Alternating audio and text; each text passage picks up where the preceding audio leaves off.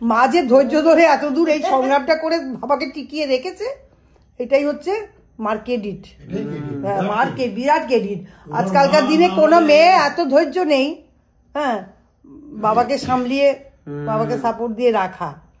হ্যাঁ, আর কিছুটা তোমার বাবা আমাকে সম্মান করতে হোক, ভয় পেতে হোক, শ্রদ্ধা করতে, যাই হোক, বাবা আমার কথা খুব শুনতো। শুনলেন কিছু পুরনো স্মৃতি, কেমন লাগলো জানান। এই স্মৃতি হচ্ছে আমি ছোটবেলা থেকেই শুনে আসছি, আমি সবই জানি। সবই জানো তো, মা আমাকে সবই ছোটবেলায় সবই গল্প করতো। সবই গল্প, মানে কিছু কিছু এমন আছে সেটা হচ্ছে আমি জিজ্ঞেস করতাম যে মা তুমি কেন বিয়ে করলে এখানে, মা তারপরে গল্প শুরু করতো। মা বলতো এইভাবে এইভাবে হলো। বিয়ে তো জন্ম মৃত্যু বিয়ে, তিন বিধাতা নিয়ে এর তোকে খণ্ডন করতে পারবে না। যার যেখানে কপালে আছে হবে, লিখন আছে হবে। মা যে ধৈর্য ধরে এত দূর এই সংগ্রামটা করে বাবাকে টিকিয়ে রেখেছে, এটাই হচ্ছে মার ক্রেডিট। হ্যাঁ, মার বিরাট ক্রেডিট। আজকালকার দিনে কোনো মেয়ে এত ধৈর্য নেই, হ্যাঁ, বাবাকে সামলিয়ে বাবাকে সাপোর্ট দিয়ে রাখা। হ্যাঁ, আর কিছুটা তোমার বাবা আমাকে সম্মান করতে হোক, ভয় পেতে হোক, শ্রদ্ধা করতে, যাই হোক, বাবা আমার কথা খুব শুনতো। এটাই হচ্ছে ব্যাপার। একটা কাজে ঢোকাতে পারলে না কথা শুনিয়ে, কাজে কি হতো, কাজ তো করতো, কাজ এক জায়গায় না তো, কাজ তো করতো, কিন্তু সেটেল নেই তো। আসলে ইউনিভার্সিটিতে ঢুকে এটা কবে হয়তো সমস্ত কনভোকেশনে সমস্ত জিনিসপত্র গাউন টাউন ভালো ইস্ত্রি করে নাম করেছিল ভালো। তারপর দুদিন এই তো এসে তোমার বাবার দোকান ঠিক করেছিলাম, একজনের সাথে কথা বলেছিলাম টেলারে।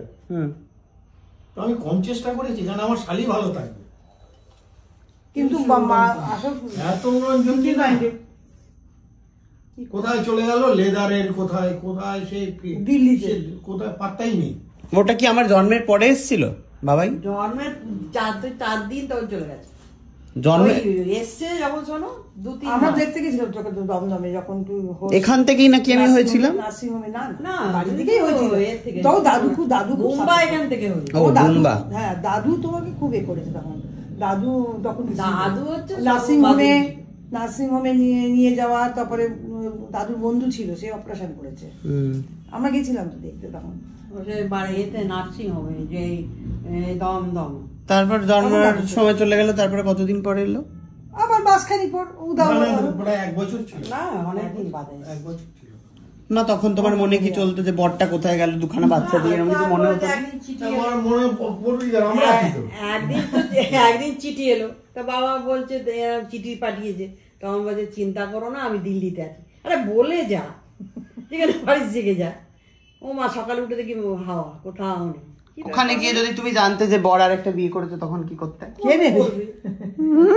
ছেড়ে দিয়েছো, জানে কেউ দমে না, ছাড়া থাকে, যা পারে করবে।